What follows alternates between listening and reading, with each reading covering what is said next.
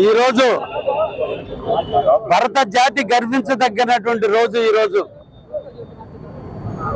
భారతదేశంలో ఈ రోజు మనం నడిచే నడక, పీల్చే గాలి, సంపాదించుకునే ఆస్తి, జీవించే హక్కు మనందరికీ కల్పించి భారతదేశ పౌరులు స్వేచ్ఛగా జీవించే అవకాశం కల్పించిన ధీరోదాత్తుడు, కలియుగ దైవం ఈ రోజున బాబాసాహెబ్ అంబేద్కర్ గారి పుట్టినరోజు సందర్భంగా ఈ రోజున ఇక్కడ ఘనమైనటువంటి కార్యక్రమాన్ని నిర్వహించినటువంటి అంబేద్కర్ సోదరులందరికీ కూడా ఈరోజు ఈ జన్మదినం అంకితం చేస్తూ, ఈ జన్మదినం మనందరి ఇళ్లలో కూడా ఆనందాన్ని నింపుతూ, ప్రతి ఒక్క పేద బడుగు బలహీన వర్గాలు అందరూ కూడా ఈ రోజున దీన్ని ఇంటి పండుగగా ఈరోజు జరుపుకుంటున్నారు.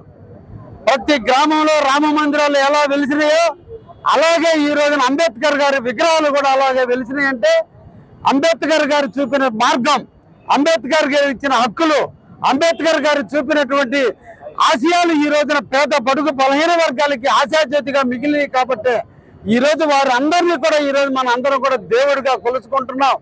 ఏ రాష్ట్రంలో చూసినా, ఏ మూలలో చూసినా అంబేద్కర్ జయంతిని మనం ఈరోజు ఘనంగా జరుపుకుంటున్నామంటే ఆ మహనీయుడు చూపిన మార్గం.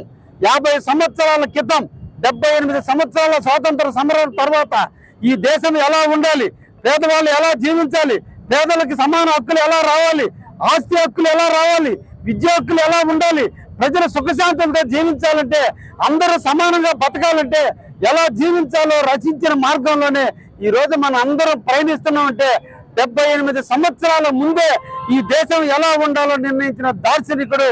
అందుకే ఈ రోజు ప్రజల పాలిట దేవుడయ్యాడు. ఈ రోజు దేవుళ్ళు మన గుడిలో మొక్కుతున్నాం, కానీ నిరంతరం గాలిలో ప్రతి దిక్కన ఈ రోజు అంబేద్కర్ ఆశయం పయనిస్తూనే ఉంది. ఎక్కడ పోయినా అంబేద్కర్ ఆశయాల ప్రకారమే మనం నడుస్తున్నాం. ఈ రోజు స్వేచ్ఛగా మాట్లాడగలుగుతున్నా, ఎక్కడన్నా కూర్చోగలుగుతున్నా, ఏ గుడికి వెళ్ళగలుగుతున్నా, అన్ని జరిగినాయి అంటే ఒక అంబేద్కర్ గారి మార్గదర్శనంలోనే ఉందనే విషయాన్ని కూడా తెలియజేస్తూ, ఈ రోజు ఒక రాజకీయ నాయకుడిగా, ఒక సంఘ సంస్కర్తగా, అంటరాని తరాన్ని రూపుమాపే వ్యక్తిగా ఈ భారతదేశ స్వాతంత్రంలో తనకంటూ ఒక ముద్రను వేసుకుని భారత రాజ్యాంగాన్ని ఈరోజు రచించి మనందరికీ దార్శనికుడైనటువంటి అంబేద్కర్ గారి ఆశయాన్ని మనందరూ కూడా ముందుకు తీసుకుపోతాను.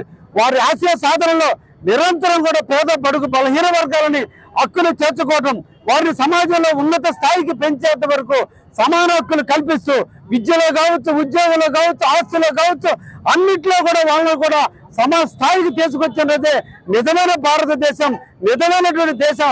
అప్పుడే అంబేద్కర్ గారు ఆశయాలను మనం అందరం కూడా నెరవేర్చినట్టుగా భావించినట్టు. అటువంటి ఆశయాలకి కావలి గడ్డ మీద తెలుగుదేశం పార్టీ ఎప్పుడు కూడా అంబేద్కర్ గారి ఆశయాలతో ముందుకు పోతుందని కూడా తెలియజేస్తూ జై భీమ్.